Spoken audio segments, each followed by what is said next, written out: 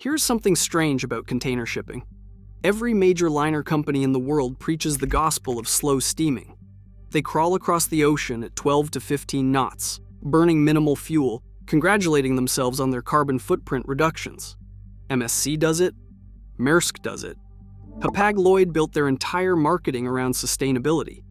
But then schedule pressure mounts, and suddenly that same vessel cranks up to 20 knots, burning 100 tons of fuel per day, torching tens of thousands of dollars, and emitting massive carbon dioxide, all to arrive on time for a single port call. So, why is maintaining schedule reliability worth destroying your profit margins and your environmental targets? The answer reveals how liner shipping has become a hyper-optimized system with absolutely zero slack. To understand this paradox, we have to start with the math of fuel consumption, because it is brutal. A typical 13,000 TEU container ship running at 12 knots burns about 37 tons of fuel per day. At 18 knots, that jumps to 109 tons per day. But at 23 knots, you are burning 212 tons per day. That is an exponential curve. Above 14 knots, fuel consumption does not just increase, it skyrockets. So, when a ship captain gets orders to speed up from 15 knots to 22 knots, they are not burning 50% more fuel. They are burning 300 to 400% more. And at current bunker fuel prices around $500 to $700 per ton, that speed boost costs $50,000 to $70,000 extra per day. For a 3-day sprint to make up lost time, you have just incinerated $150,000 to $200,000 in fuel. So why would any rational shipping company do this? Because missing that port slot triggers a cascade that costs even more. When a container ship misses its scheduled berth window at a major port, it does not just arrive late and squeeze in. Modern megaports operate on tightly choreographed schedules. Singapore, Rotterdam, Los Angeles, Shanghai, these ports handle dozens of massive vessels every day. Each ship gets a specific time slot. If you miss your window, you go to the back of the line, and that line can take days. At the Port of Los Angeles during congestion periods, ships have waited 5 to 10 days just to get a berth. Even under normal conditions, missing your slot can mean a 2 to 3 day delay. Let's walk through what that delay actually costs. First, there is demurrage. When cargo sits in the port beyond the agreed free time, the container owner starts charging penalties. In Long Beach and Los Angeles, demurrage rates run $173 to $197 per day per 20-foot container. If a ship is carrying 10,000 20-foot equivalent units, that is 5,000 20-foot equivalent containers. That is $865,000 to $985,000 per day in demurrage charges alone. After just 2 days, you have blown through nearly $2 million.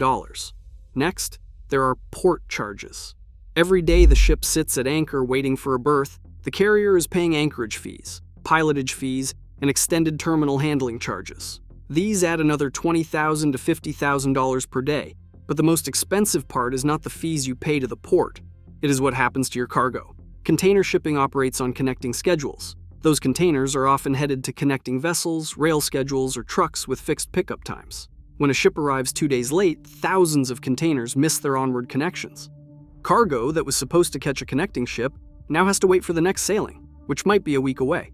And suddenly, your customers, the beneficial cargo owners, the companies like Nike, Walmart, and Apple, start invoking contract penalties. These companies operate on just-in-time supply chains. When their cargo is late, their production lines stop, their store shelves empty, and they make the shipping line pay for it. Contract penalties for late delivery can range from $5,000 to $50,000 per container depending on the cargo value. If even 10% of your cargo triggers penalty clauses, you're looking at hundreds of thousands to millions in contractual damages. But perhaps the most dangerous cost is not financial. It is your schedule reliability score.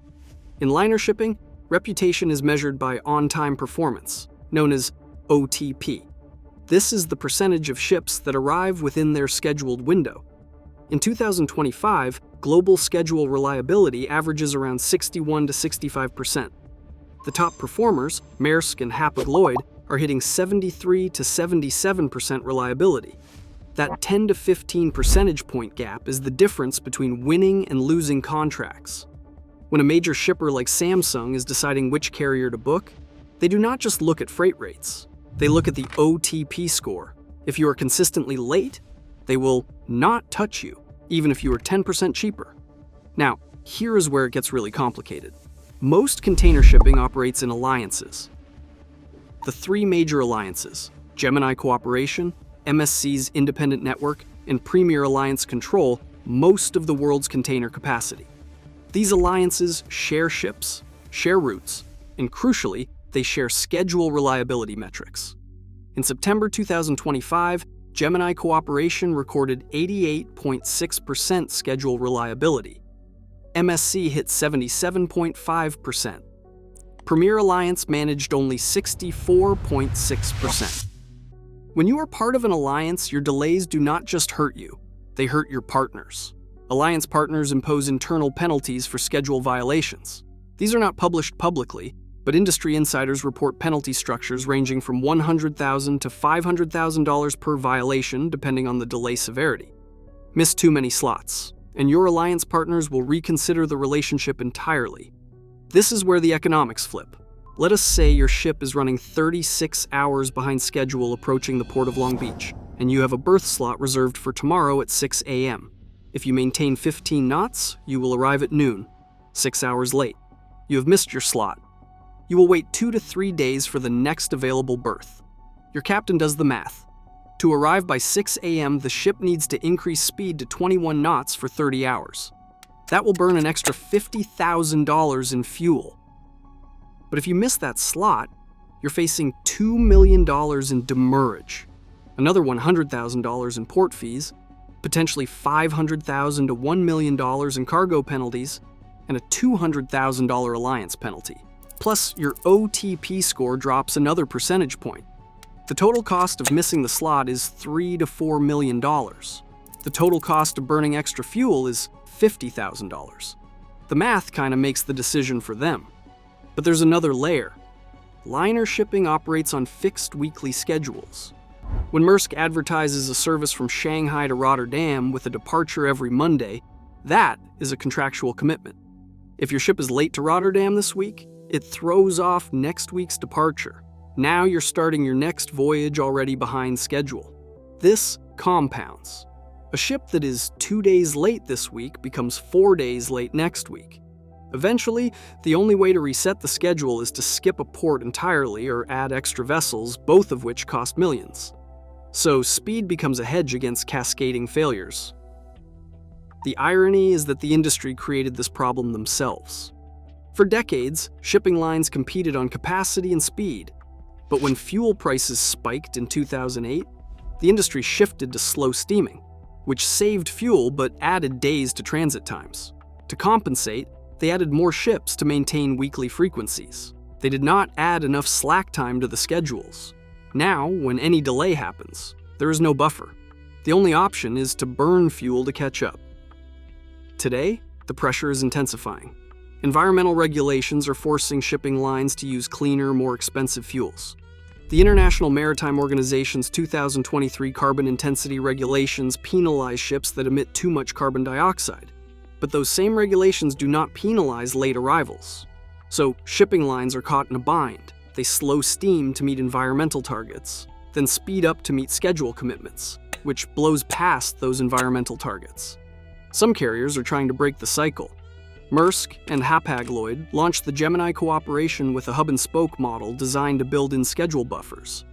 But even Gemini's 88% reliability means they are still missing slots 12% of the time. MSC is taking the opposite approach, flooding the market with so much capacity that they always have a backup ship available. But that requires owning the largest fleet in the world, which only MSC can afford. The industry is experimenting with dynamic scheduling, where ships leave when they are ready, not when the calendar says so. This reduces the pressure to speed up, but shippers hate it because it makes planning harder. There is also investment in port infrastructure to reduce congestion. But building port capacity takes years and billions of dollars. In the meantime, the weird truth remains. In a world where schedule reliability is everything, Burning $50,000 in fuel is cheaper than being 2 days late. So next time you order something online and it arrives exactly when promised, remember there is a ship captain somewhere in the Pacific weighing fuel costs against schedule penalties.